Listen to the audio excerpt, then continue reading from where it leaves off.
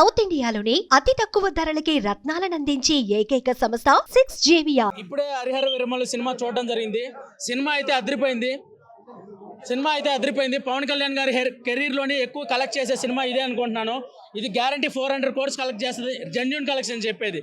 Genuine collections 400 crores collect చేసిద్ది అనుకున్న only Telugu రాష్ట్రాల్లో పవన్ కళ్యాణ్ గారిని, పవన్ కళ్యాణ్ స్టార్డమ్ని, పవన్ కళ్యాణ్ కలెక్షన్స్ని తెలుగు రాష్ట్రాల్లో కొట్టే మగాడే లేడు.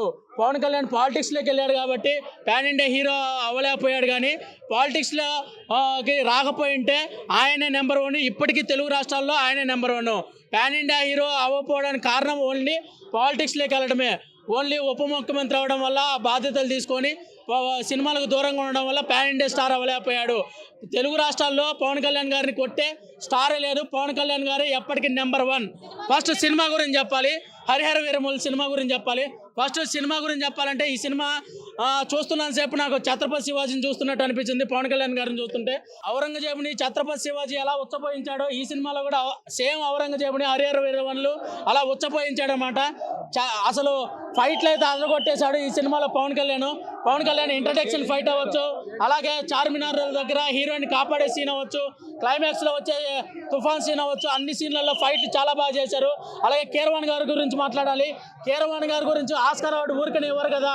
ఆస్కార్ అవార్డు కొట్టినది ఒకే ఒక్క మగాడు, తెలుగులో ఒకే ఒక్క మగాడు, అది కీరవాణి గారు ఈ సినిమాలో సాంగ్స్ అయితే అదరగొట్టారు. అలాగే బ్యాక్గ్రౌండ్ మ్యూజిక్ కూడా అదరగొట్టారు. ఈ సినిమా ఓవరాల్గా అవుట్ ఆఫ్ 5 3.5 ఇస్తాను బ్రో. ఆ ఫైట్స్ చూస్తుంటే ఒక అద్భుతం, అమోఘంగా ఉన్న ఏం ఫైట్లు అవి మామూలు ఫైట్స్ కాదు. అతను సీఎం అయిన తర్వాత కూడా, డిప్యూటీ సీఎం అయిన తర్వాత ఏం చేస్తారు ఫైట్లు అని చెప్పారు. ఆ ఒక్కొక్క కిక్ కొడుతుంటే, ఆ సోళ్ళు తిప్పుతుంటే ఒక అద్భుతం. మార్షల్ ఆర్ట్స్ వాళ్ళందరికీ సార్ పేరు చెప్పుకొని ఎన్నో ప్రోగ్రామ్ చేయడానికి వీలవుతుందని చెప్పేసి అనుకున్నాం. సినిమా మటుకు చాలా సూపర్గా ఉంది. అలానే త్వరలోనే 2 రాష్ట్రాల నుంచి వెళ్ళి మాస్టర్స్ అందరు కలిసి సార్కు అభినందన సభ మేము ఏర్పాటు చేస్తాం. త్వరలో మార్షల్ ఆర్ట్స్ వాళ్ళందరూ కలుస్తాం. ఒక అద్భుతం. ఆ సినిమా మటుకు చాలా బాగా చేశారు. నాకు చాలా బాగుంది. 100% బాగుంది. ఆ ఫైట్స్ కానీ, ఆ డ్యాన్స్ కానీ, డ్యాన్స్ ఏం చేస్తారు డిప్యూటీ సీఎం అన్నారు, డ్యాన్స్ కానీ. హీరోయిన్ చాలా బాగుంది, చాలా సాఫ్ట్గా చేసింది. ఆమె యాక్షన్ కూడా చాలా బాగుంది. అఫీషియల్గా దానికి సూపర్ హిట్, దానికి చెప్పే విధంగా ఏం లేదు, చాలా బాగుంది. కరాటే మాస్టర్లు అందరూ కలిసి మటుకు అతని సార్ని కలుస్తాము, అభినందిస్తాం. నేను 3.5 ఇస్తాను 100%. చాలా బాగుందండి.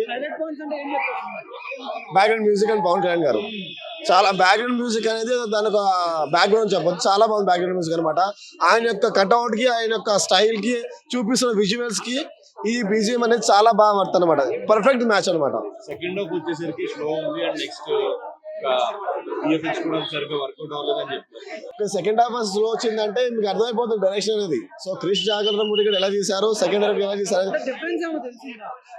చాలా డిఫరెన్స్ ఉంటుంది. ఈ మూవీలో ఒక్కటే డ్రాబ్యాక్ అండి, VFX ఒకటి. అదొక్కటి బాగా చేస్తుంటారు అనమాట.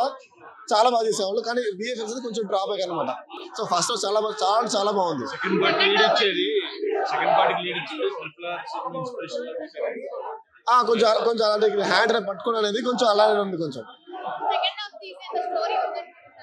ఆబ్వియస్లీ అండి. ఇప్పుడు ఎలా అంటే స్టోరీ అంటే ఒక జాబ్ అనేది ఇచ్చారన్నమాట, ఒక డైమండ్ కావాలని చెప్పి సగం ఆగిపోయింది కాబట్టి ఆటోమేటిక్గా వాట్ నెక్స్ట్ అనేది మీకు నెక్స్ట్ పార్ట్ లో అర్థమవుతుంది క్లియర్గా.